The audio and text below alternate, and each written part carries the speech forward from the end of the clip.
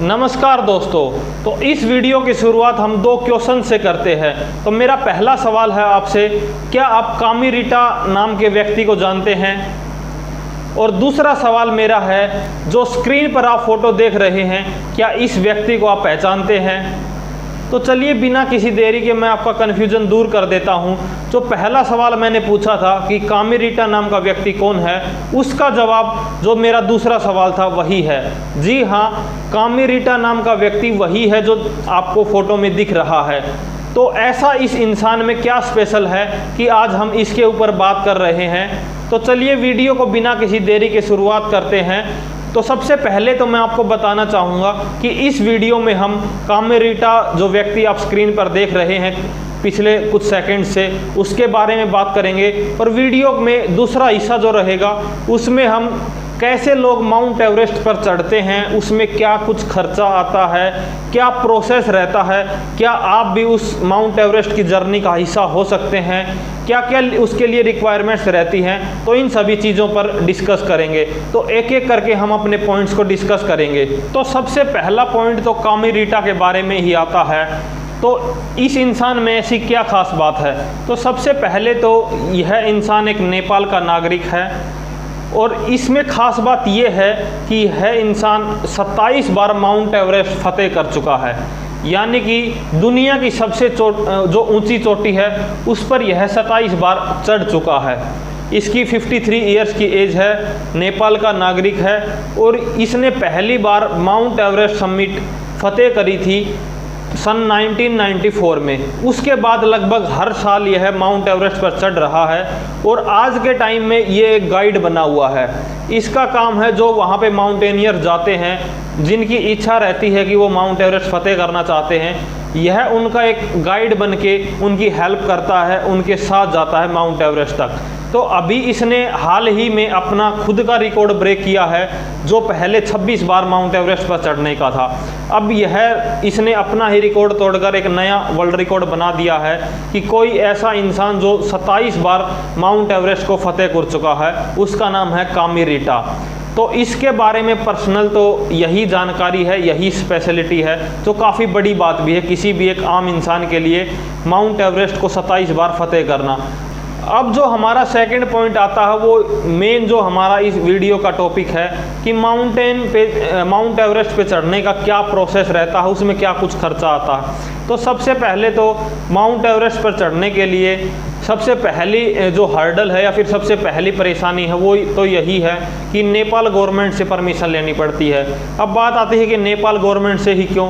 तो आपको पता होगा शायद कि जो माउंट एवरेस्ट है वो नेपाल और तिब्बत एक चाइना का ऑटोनोमस रीजन है, उसके बॉर्डर पर स्थित है और वो हिस्सा जो माउंट एवरेस्ट का है वो नेपाल में पड़ता है। तो उसके लिए नेपाल गवर्नमेंट की परमिशन लेनी पड़ती है और उसके लिए एक फ़ीस नेपाल सरकार ने डिसाइड करी हुई है और वो फ़ीस है $11,000 बिलियन की, जो लगभग अगर आप इंडियन रुपये में कैलकुलेट करेंगे तो 8 से 9 लाख रुपए के बीच में होती है। तो जो एक काफ़ी बड़ी अमाउंट है। उसके बाद जब आपको नेपाल गवर्नमेंट से परमिशन मिल जाती है तो उसके बाद लोग काठमांडू जाते हैं, जो नेपाल की कैपिटल है। उसके बाद काठमांडू से एक जगह है, उस जगह का नाम है लुकला बाई एयर लुकला जाया जाता है। फिर लुकला से ट्रैकिंग करते हुए, जो लगभग 10 दिन की ट्रैकिंग रहती है, यानी कि ट्रैकिंग का मतलब है पैदल चलते हुए बेस कैंप, जो माउंट एवरेस्ट की जर्नी का बेस कैंप रहता है, जो लगभग 17,500 फीट की हाइट पर है। वहाँ पर बेस कैंप में जो माउंटेनियर्स है वो पहुँचते हैं। बेस कैंप में पहुँचने के बाद वो वहाँ पर कुछ टाइम के लिए रहते हैं एक्लिमेटाइजेशन के लिए। एक्लिमेटाइजेशन का मतलब है कि वहाँ का जो वातावरण है, वहाँ का जो मौसम है, वो उसके अनुकूल उनका शरीर और उनका मन ढल जाए, इसलिए वहाँ पर बेस कैंप में रहना पड़ता है। बेस कैंप में रहने के लिए कुछ लोगों को कई हफ्ते महीने भी लग जाते हैं और उसके बाद ही वो वहाँ के वातावरण के अनुकूल उनका शरीर ढल पाता है। तो बेस कैंप में वो लगभग कोई 5 महीने, कोई 5 हफ्ते में भी कोई एक्लिमेटाइज हो जाता है। और ये जो प्रोसेस है ये शुरू होता है लगभग फरवरी मार्च अप्रैल के महीने में। क्योंकि जो बेस्ट टाइम है जिसमें माउंट एवरेस्ट के गवर्नमेंट की तरफ से परमिशन होती है वो मई महीना होता है। मई और जून में ही लोग माउंट एवरेस्ट फतेह करते हैं, क्योंकि उस टाइम टेम्परेचर काफ़ी नॉर्मल रहता है और बर्फ़ का जो प्रभाव है वो कम रहता है। तो कुछ हफ्ते वहाँ पर रहने के बाद, वहाँ का आसपास प्रैक्टिस करने के बाद, जो वहाँ के लोकल गाइड्स होते हैं जो हायर किए जाते हैं, जो पर्सनल गाइड होता है वो लगभग 10,000 US बिलियन डॉलर में एक पर्टिकुलर इंसान को मिलता है। अगर इसको भी आप इंडियन रुपये में कन्वर्ट करेंगे तो ये 8 लाख रुपए के आसपास बैठता है, जो काफ़ी बड़ी अमाउंट है। तो आपको एक पर्सनल गाइड करना पड़ेगा, फिर वो गाइड आपको उस आपकी जर्नी में हेल्प करेगा। अब ये गाइड क्या होता है, इसी पे अगर हम बात करें तो गाइड को नेपाल की भाषा में शेरपा कहते हैं।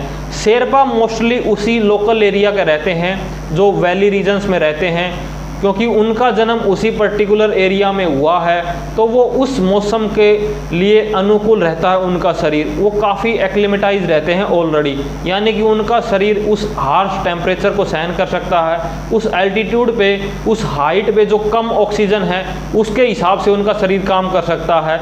इसलिए वहाँ के लोकल जो शेरपाज रहते हैं वही गाइड का काम करते हैं। लेकिन ये भी ज़रूरी नहीं है कि दूसरे देशों के गाइड नहीं रहते हैं। ऐसा भी देखा गया है कि वेस्टर्न जो कंट्रीज़ के भी गाइड्स वहाँ पे देखे गए हैं, और इसीलिए अलग अलग गाइड्स का अलग अलग चार्जेस रहते हैं। तो उसके बाद गाइड करना होता है, फिर गाइड करने के बाद वो जर्नी शुरू होती है। वो जर्नी कितने भी टाइम की हो सकती है, वो इंडिविजुअल पर डिपेंड करता है। इस जर्नी में लगभग 4 कैंप्स रहते हैं। सबसे पहला बेस कैंप जो लगभग 17,500 फीट की हाइट पे रहता है। फिर बेस कैंप से चल के जो माउंटेनियर्स रहते हैं, पर्वतारोही जो रहते हैं, वो कैंप 1 पे पहुँचते हैं। वो कैंप 1 लगभग 20,000 फीट की हाइट पे रहता है। फिर 20,000 फीट की हाइट के बाद वहाँ पे वो रुकते हैं। फिर उसके बाद कैंप 2 होता है। कैंप 2 की हाइट लगभग रहती है, कैंप 2 की जो हाइट रहती है वो रहती है 21,000 फीट के आसपास। 21,000 फीट के बाद फिर वो कैंप 3 पे पहुंचते हैं, और वो कैंप 3 रहता है लगभग 25,000 फीट की हाइट के आसपास। फिर उसके बाद कैंप 4 जिसकी हाइट सब डे 26,000 फीट पे जो कैंप 4 रहता है। अब कैंप 4 के बाद जो रहता है उसको, और माउंट एवरेस्ट तक, उसको डेथ जोन बोलते हैं।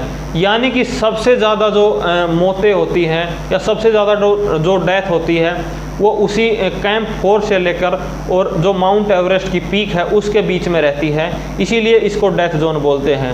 अब इसके बाद नेक्स्ट पॉइंट आता है कि क्या क्या फैक्टर्स हैं जो माउंटेनियर्स को अपोज करते हैं, या फिर हम कहें डायरेक्टली कि क्या डेंजर्स हैं, किन खतरों का सामना करके माउंटेनियर्स जो समिट है उसको फतेह करते हैं।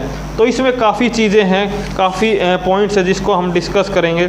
तो सबसे पहला तो आता है कि बजट का ही, फाइनेंशियली इसमें लगभग 50 लाख से ज़्यादा रुपए का खर्चा हो जाता है। अभी जैसे मैंने बताया नेपाल गवर्नमेंट की परमिशन, फिर पर्सनल गाइड करना, वहाँ पे कुक भी किया जाता है, फिर ऑक्सीजन का खर्चा, फिर आपके खाने का खर्चा, क्योंकि आपको लगभग वहाँ पे 2-3 महीने 4 महीने तक लग सकते हैं। तो एक तो फाइनेंशियल क्राइसिस काफ़ी ज़्यादा रहता है। उसके बाद बात आती है हेल्थ हजार्ड को लेकर, क्योंकि हेल्थ को लेकर भी काफ़ी चैलेंजेस रहते हैं।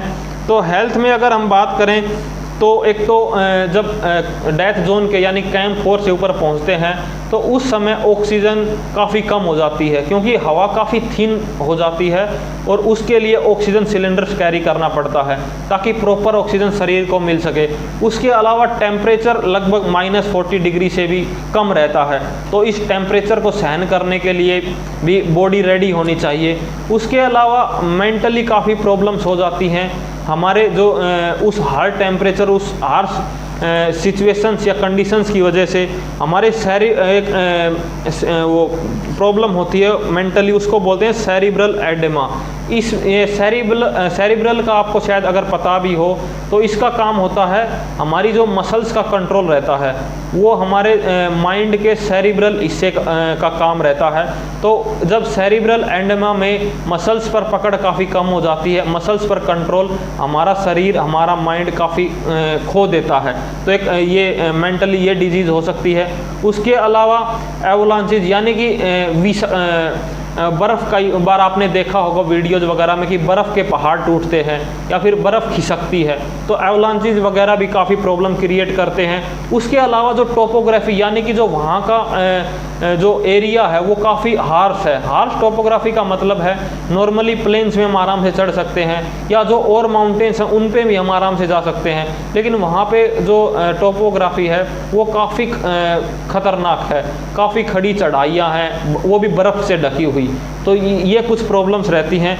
अभी हमने काफ़ी प्रॉब्लम्स को डिस्कस किया, तो एक बात यहाँ से निकल कर यह आती है कि जो लोग ट्राई करते हैं माउंटेन एवरेस्ट पर चढ़ने के लिए, उनमें से लगभग 30% लोग ही सक्सेसफुल हो पाते हैं।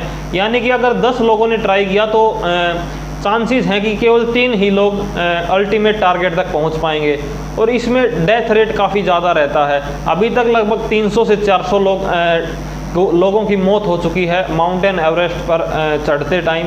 और ऐसा न्यूज़ में बताया जाता है, वहाँ के लोकल्स या फिर शेरपाज बताते हैं कि बहुत सारी बॉडीज़ तो अभी भी वहीं पे पड़ी हुई हैं, क्योंकि इतनी हाइट से बॉडीज़ को नीचे कौन लेके आएगा।